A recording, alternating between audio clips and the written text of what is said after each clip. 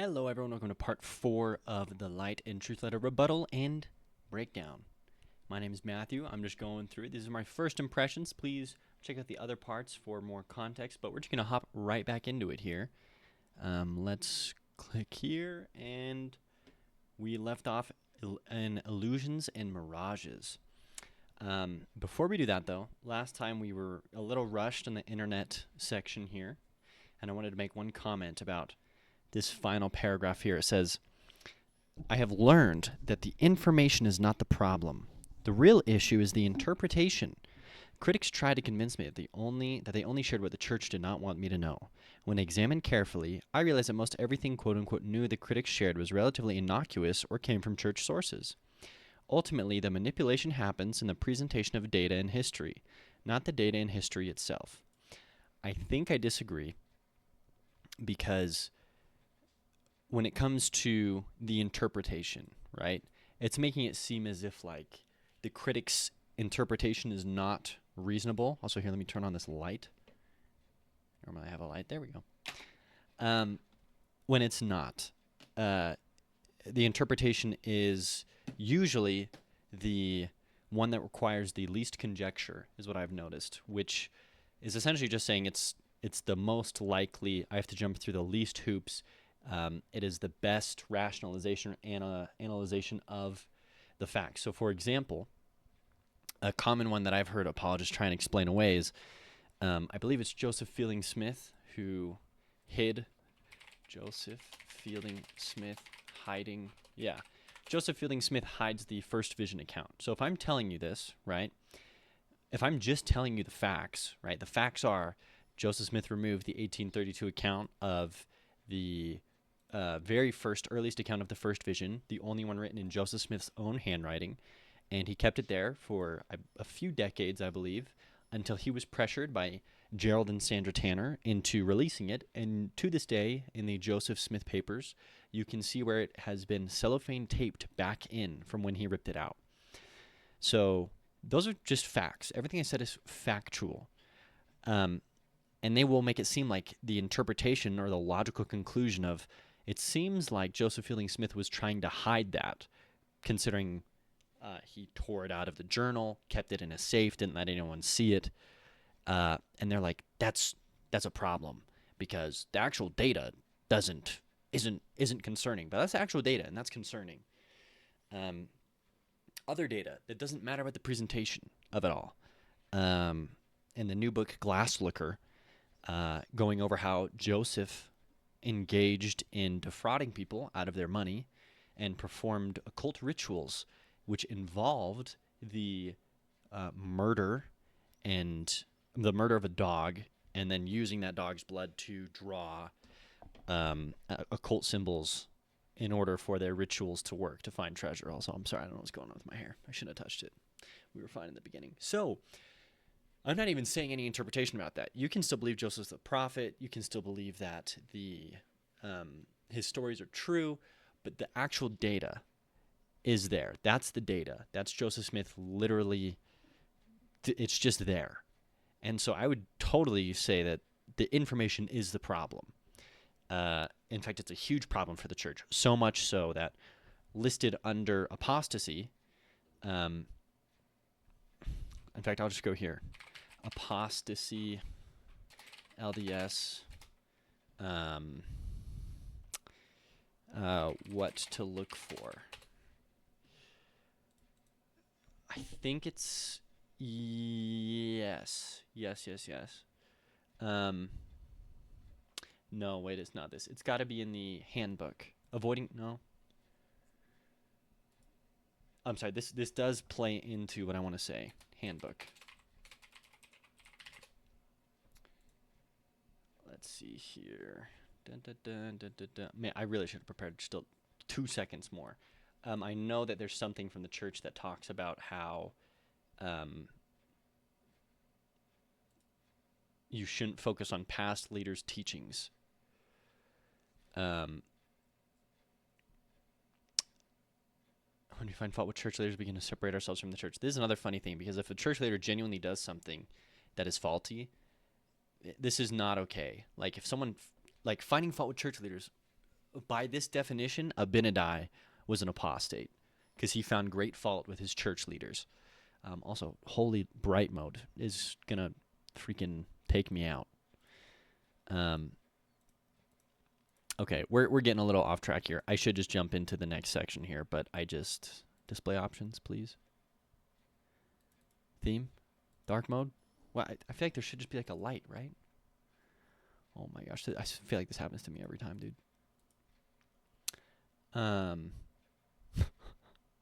Okay, whatever. I'll have to look for it, but I know that it's on the church site somewhere.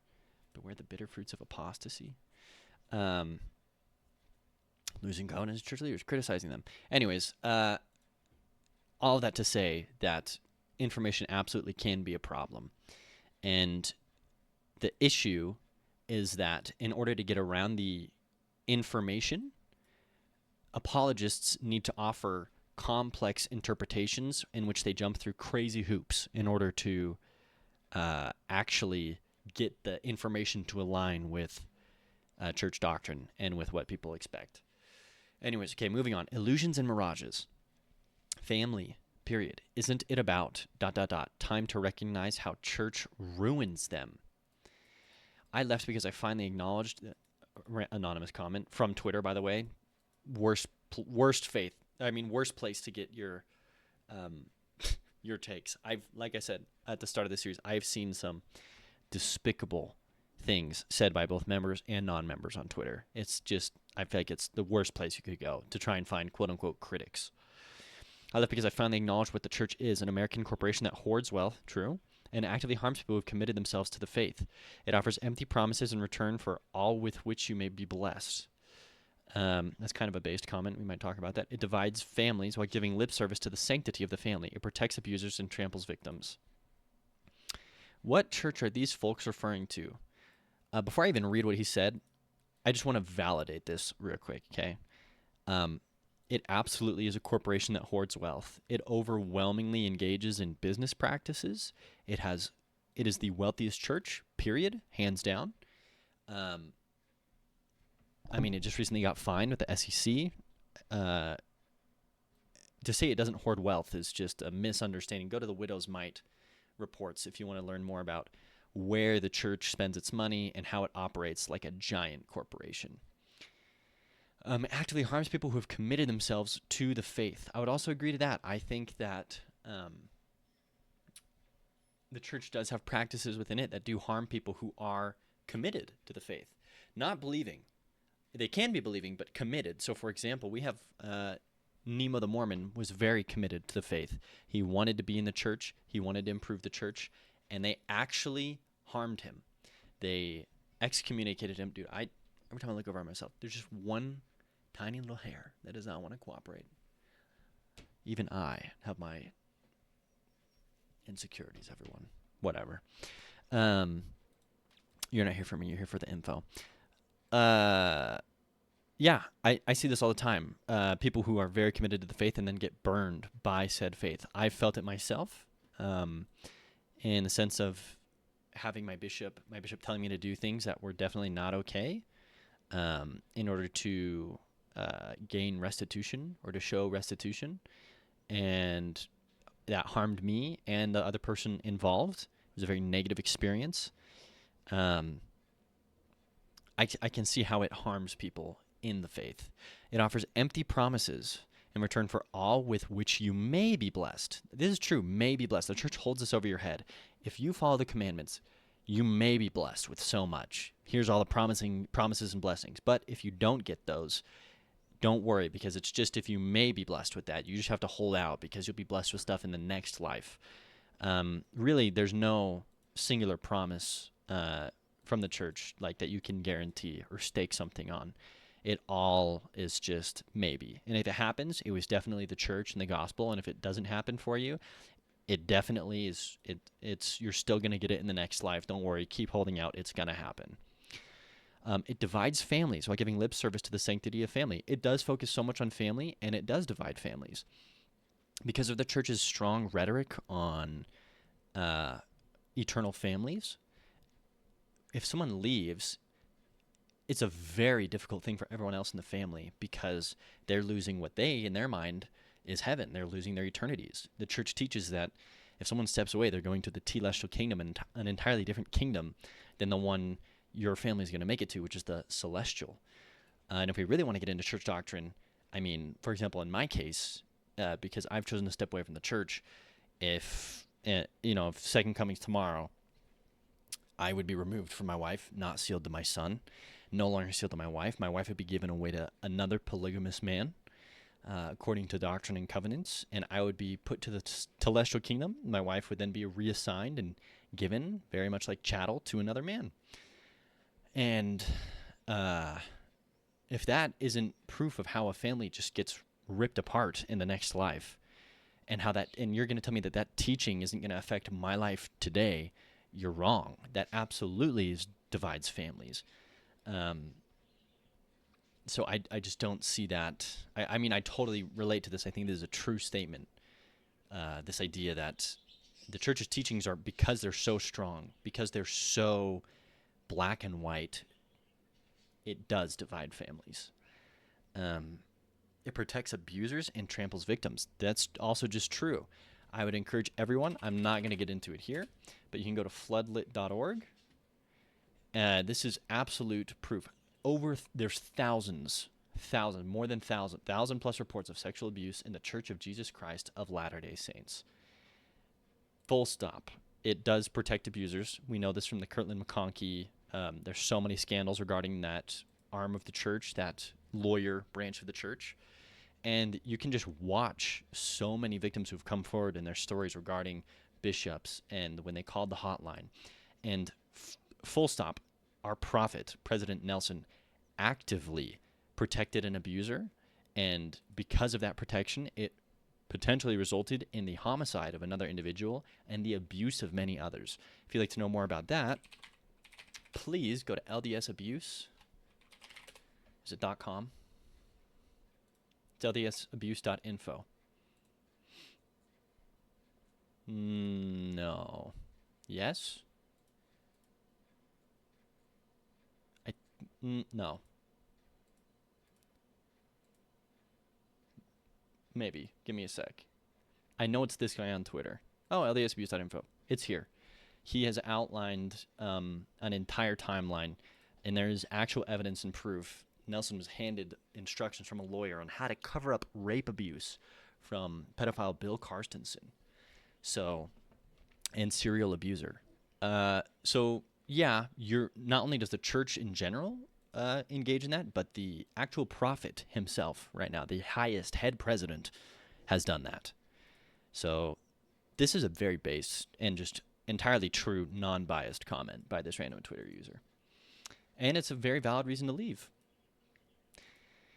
What church are these folks referring to? The one that exists. The church described by the former members quoted above sounds awful. It is, and there's proof. We have the receipts. I do not want to minimize anyone's lived experience, but with all due respect, the church described by critics is not the Church of Jesus Christ of Latter-day Saints. It absolutely is. There's no getting around floodlit.org. There's no getting around latterdayabuse.info. There's no getting around any of that. It's actual raw data. I grew up in the church and have attended several stakes and awards across various U.S. regions and abroad. I've received help and resources and likewise given help and resources to those in need. The church does countless good around the world for individuals, families, and communities. Charity and humanitarian efforts are done with little fanfare and genuinely help the people intended. See welfare program of the church under the church finances section. Marriages and family ties tied to the church are incredibly resilient. See fruits of the church. I'm going to comment on that in a second. Church members are better off by virtually every meaningful measure. No, they're not. Source C later on in my letter. But also, this is not the church I grew up in. You see this horrible church described? Well, that's not true because my personal experience doesn't align with that. This dude is literally engaging in some of the manipulations and fallacies he tried to outline up above when we actually have hard evidence here.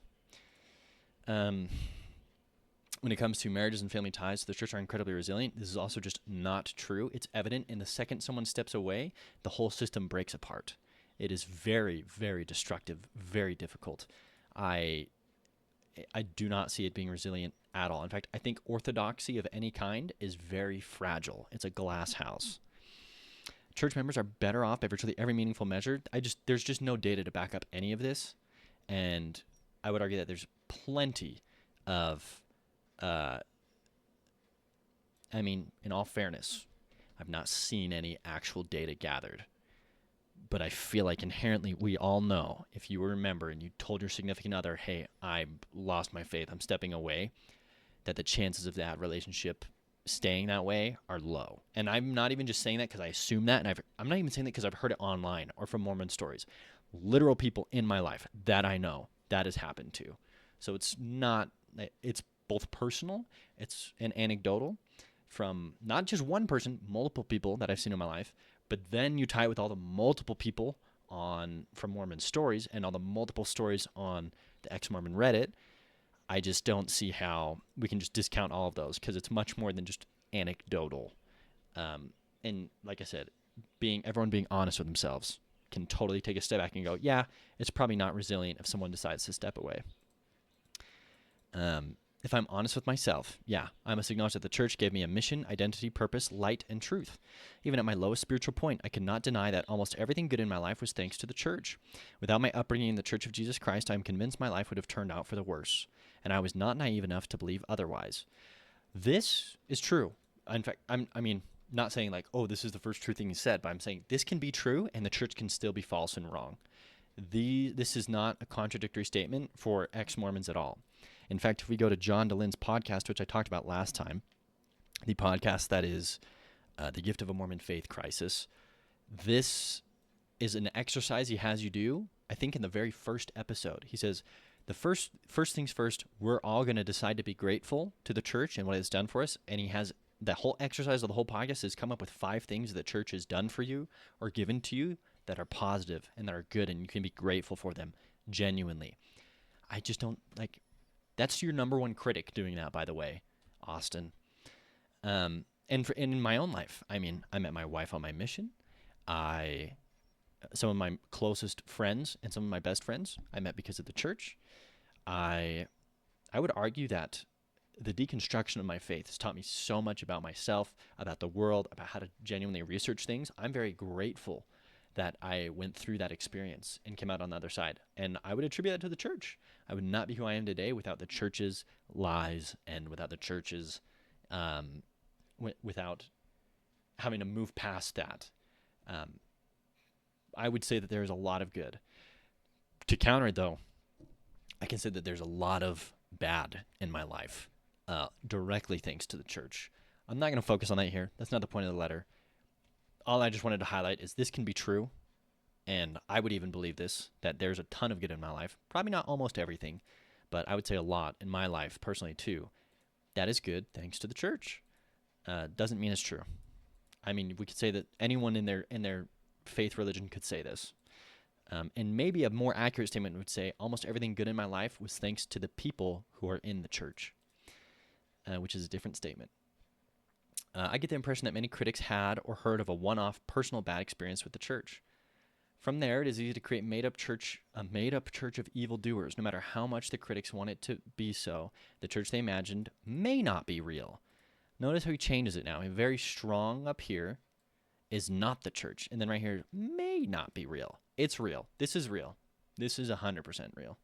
He's also conflating like someone had a negative experience. That's not the same claim we're making up here. The claim we're making up here is that the church abuses people and that, specifically this quote, that this isn't true when this absolutely is true, particularly focusing on the end here. So, and not true by an opinion. Okay. I'm further distressed when some critics accuse the church of the very thing that they are doing. This is an accusation in the mirror. Critics tell me how intrusive it is for the church leaders to discuss the temple garment. Huh? How intrusive it is? I haven't heard a single critic. I've been listening to a lot of stuff. Critics tell me how intrusive it is for church leaders to discuss the temple garment? You mean when someone asks me about my garments? I do think that's intrusive. You're asking someone about their underwear. No one does that. In any other context, it's inappropriate. Do you know what the reality is? Critics talk far more about my underwear than any church leader ever has. No, we don't. We talk about underwear in general, the garments in general, what happens in general, but your underwear we don't talk about. And that's the problem, is bishops and family members do talk about specifically your underwear, not generally. There's a difference talking generally and specifically. And critics point out how when people talk about your garments specifically, it is wrong.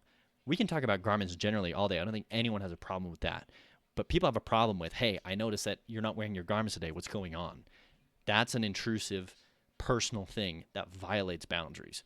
So this is a very much disingenuous paragraph. They cannot have it both ways. It is the same story when critics falsely state that the church is tearing families apart. It is. If a critic has left the Church of Jesus Christ and that tension created a rift in their family, I'm sorry that happened. In the same breath, that rift is not the church's fault. Yeah, it is. You teach that you're the only way to God. It wouldn't create a rift if the church was more liberal and wasn't saying we're the only one and true church on earth and you're not going to the celestial kingdom to be with your family forever unless you're at our church. Do you know how easy it would be if the church was just open and saying, hey, we believe that no one has the full truth. The truth can be found in every religion, and that as long as a religion is inspiring you to love others and do good, it is of God, and if it helps you get closer to God, we support it. Do you know how much easier it would be to not have a rift there? It is directly the church's teachings that create the rift. It is the church's lies. It is the church covering up abuse. It is the fact that the church tells you one narrative, which they absolutely do, and then when critics find out another narrative, that naturally pits people against one another. When I go and I have family members talk about how much they love Russell M. Nelson, how inspired he is, how he's the prophet, how he helps so many people, there's a rift there because I know that's not who that man is. I know that man has covered up abuse. I know that man has lied over the pulpit in conference. The most latest conference, he lied. Provably. You can Google Russell M. Nelson Zimbabwe story. Just start looking into it. And he mentions that story. He refers to it in the most recent conference. So we're going to sit here and act like there's not going to be a rift. There's not it's like taking the church out of it. If I have a family member who's gung-ho about Trump and I'm not, that's a rift. One might think he needs to be president, that he was cheated out of the election, and the other might believe he literally is the Hitler of the United States of America. Where's the rift, right? It's like, it's not just this person's fault. Like, that's crazy to say that it's not the church's fault that there's a rift there. Moving on. I'm glad we're at the end here. The Mormon Stories Formula. During my faith journey, I listened to Mormon stories, clearly not enough of them. The largest and most well-known podcast critical to the Church of Jesus Christ of Latter-day Saints. I'm glad we can finally agree on something here, Austin. The podcast, I'm being facetious. We've agreed on a lot. The podcast is operated by former member John DeLynn. In defense of the church, some well-meaning members use personal attacks to Some well-meaning members use personal attacks. That's not a well-meaning member. I'm sorry, full stop. If you are engaging in ad hominem against someone because they present info that makes you uncomfortable, you're not well-meaning. You're not. We can just amend this, please. Some members use personal attacks to undermine John's show and cast him in a negative light. For my part, I believe that John thinks what he is doing is right. This is such a judgment, too. Like, Austin is sitting here on his high horse. I believe that he thinks he's doing what he thinks is right. I believe that John thinks what he is doing is right. It's like, no, even if the church was 100% true, operating from that point of view, John DeLynn is doing what is right. 100%, I could make an argument for it. If the church was true, 100%. And I argue that because the people who leave the church still need a community and they need support. And John offers that. And John offers people who are in the church to still stand up for the church and to come on the podcast and give their perspectives. Absolutely, he's doing the right thing. Even if he's left the church, it does not matter. He's doing the right thing. 100%. Creating a community, being loving and accepting, trying to help those who feel that they've been wronged, and being neutral. He is neutral. I'm convinced of it. The way that he will bring on members, the way that he brings on apologists, the way that when he's engaging with people who are critical of the church, John actively plays devil's advocate, trying to figure out the church's best positions and trying to see if they can hold up. He's based, honestly. He's behaving in a way that is logical if someone believes that the church is an evil organization. Even if, I didn't even read this yet, but he's behaving in a way that's logical even if someone believes the church is a completely good organization that does more harm than good, which, by the way, John himself has gone on record saying that he believes that the church does more good than harm. I guess you're going to say I don't have the receipts, but I swear I've heard him say this. And I know at least he's directly addressed his statement and said he does not believe that it does more harm than good. Maybe he hasn't explicitly said the statement, I believe it does more good than harm, but he does not endorse the statement that the church does more harm than good.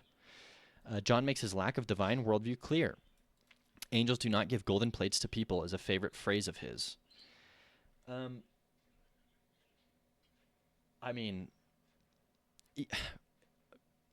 This is fine.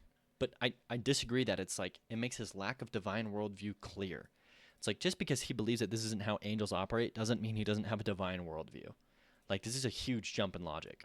Just because John doesn't believe angels do not give golden plates to people, like why would he believe this? Is it because he doesn't believe in angels, or is it because he doesn't believe that in ancient golden plates written as records, which is a fine thing to believe in, especially if we're looking at the evidence and especially if we're looking at ancient peoples. This just makes sense. He literally could still believe in a divine worldview. You have no idea. Just because it doesn't align with your worldview, you can't just call him out and say, it's not divine. I eventually stopped listening to Mormon stories when I caught on to the formula. Oh, I figured you out, John. The show became predictable. Really. Despite the host's every effort to reassure the audience that they were not trying to convince me to leave the church, I got the impression that I was not hearing the true story of early church events or modern problems. I was hearing the critical, least generous narratives of church issues from a handful of disillusioned members. I would just refer anyone who's curious about this claim. I would flatly refute it based on the evidence that the author of Rough Stone Rolling came on a podcast, a pro-church podcast, by the way, and full stop admitted that the issues raised in the CES letter are accurate.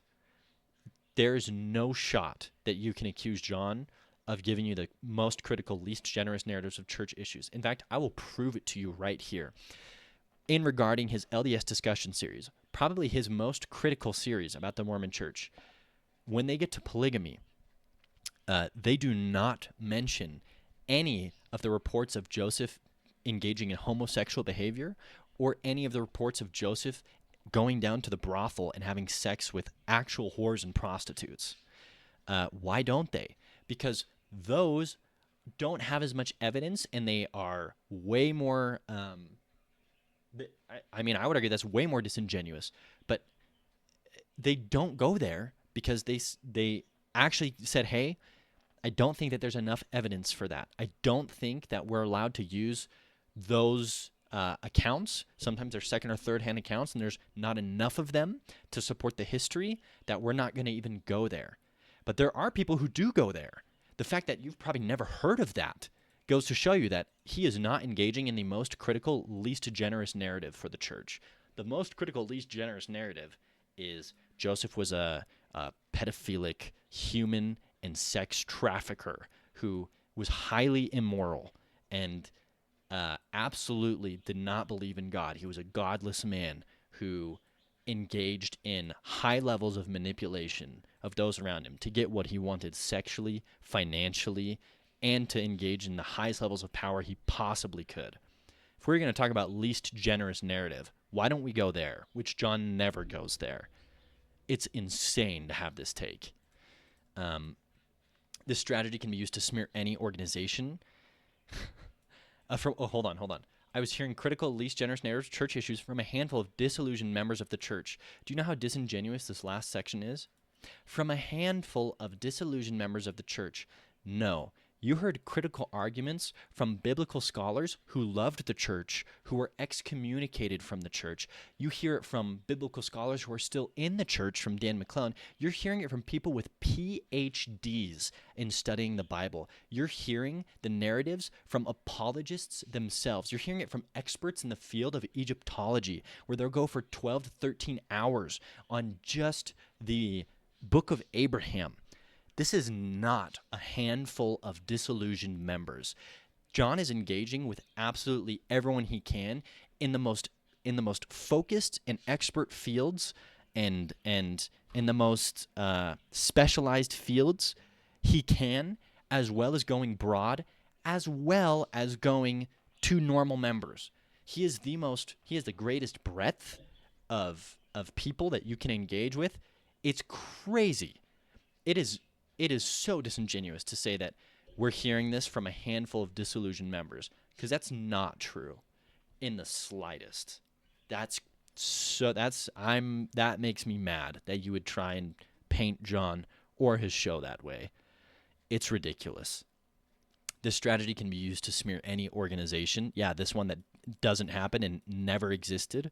It would be like John starting a channel called Costco Stories. Yo, someone wrote a comment. Maybe I'll talk about that comment.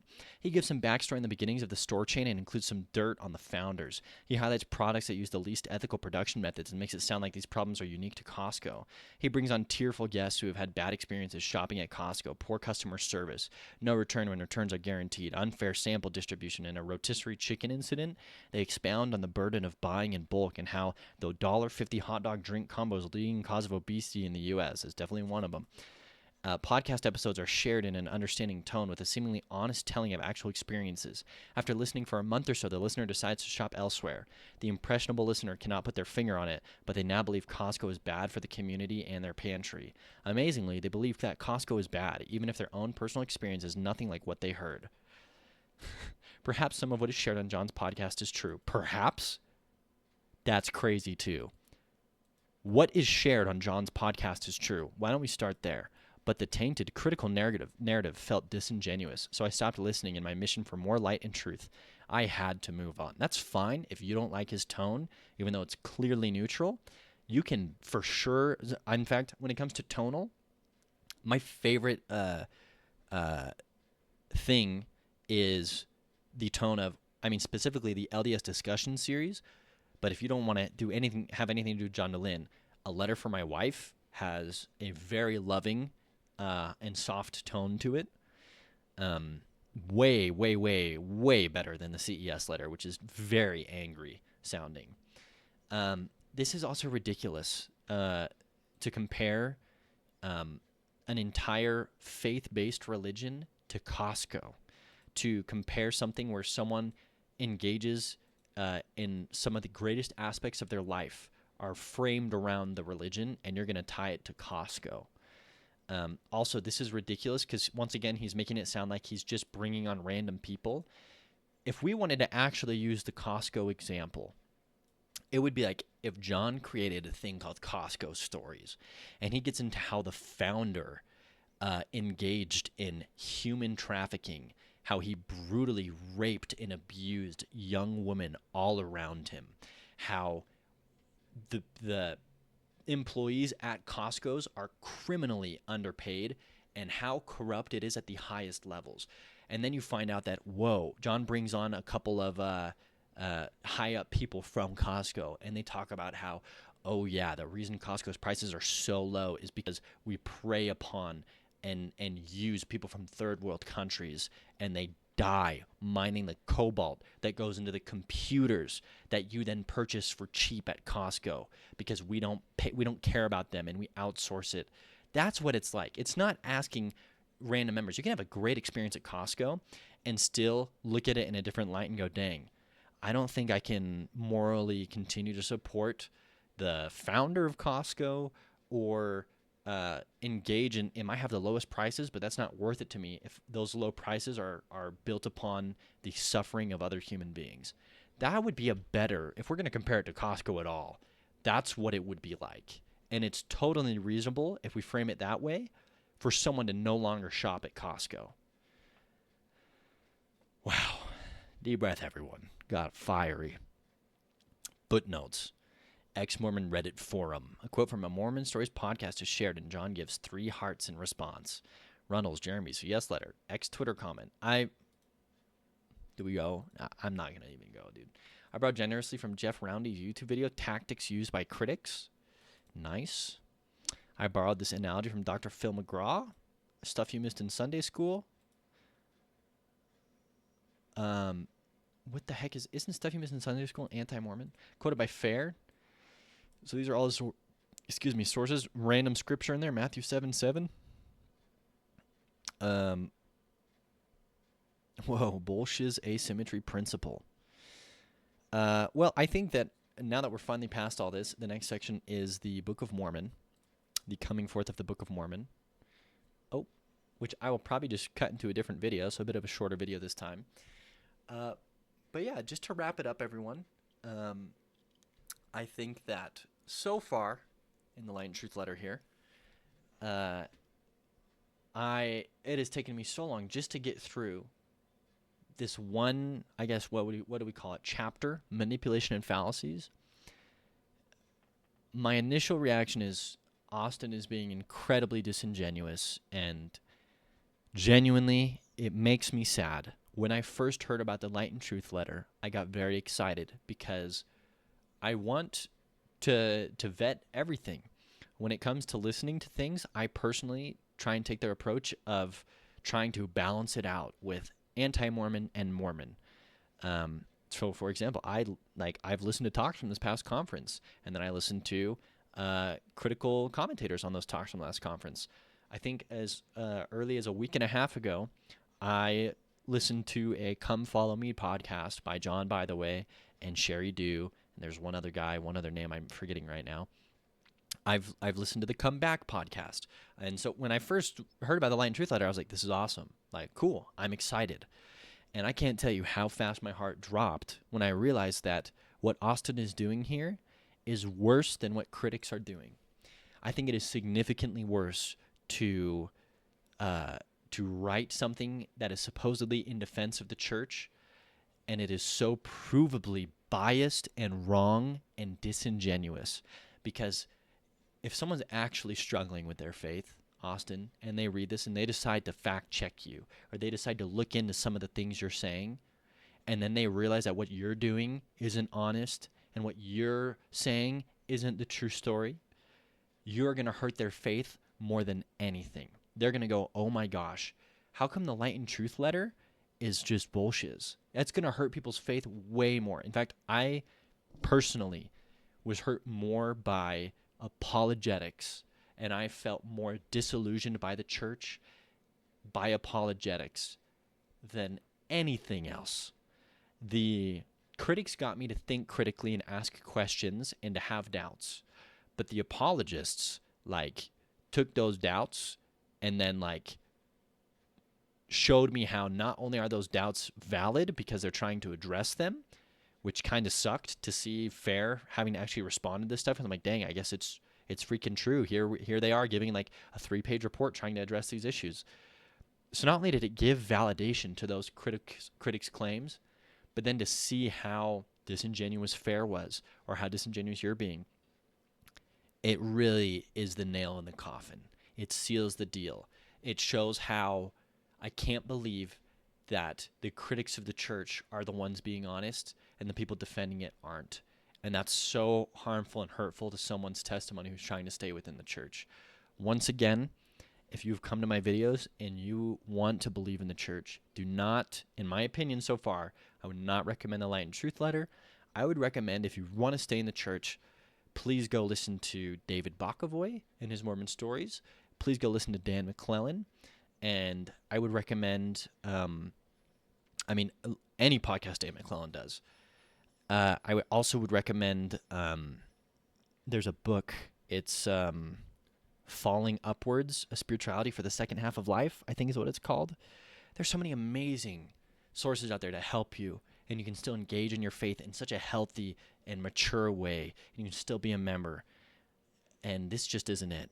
This is just harmful and hurtful. So I'm going to end it there, everyone. Thanks for watching these videos. Please I do apologize if I was a little fiery this time. I just am shocked at how the last couple of sections were. That just seems so ridiculous to me. I am looking forward to these next sections. Something tells me they're going to take a very long time because if the first chapters were a type for the rest of the book, I think we're kind of screwed. This is going to be 100+ episode series, because it takes so long to dismantle. Like, literally, what's his own quote? It takes so much longer to dismantle a lie than it does to establish the truth. All right, I'm outie. Thanks, everyone. Have a great week, by the way.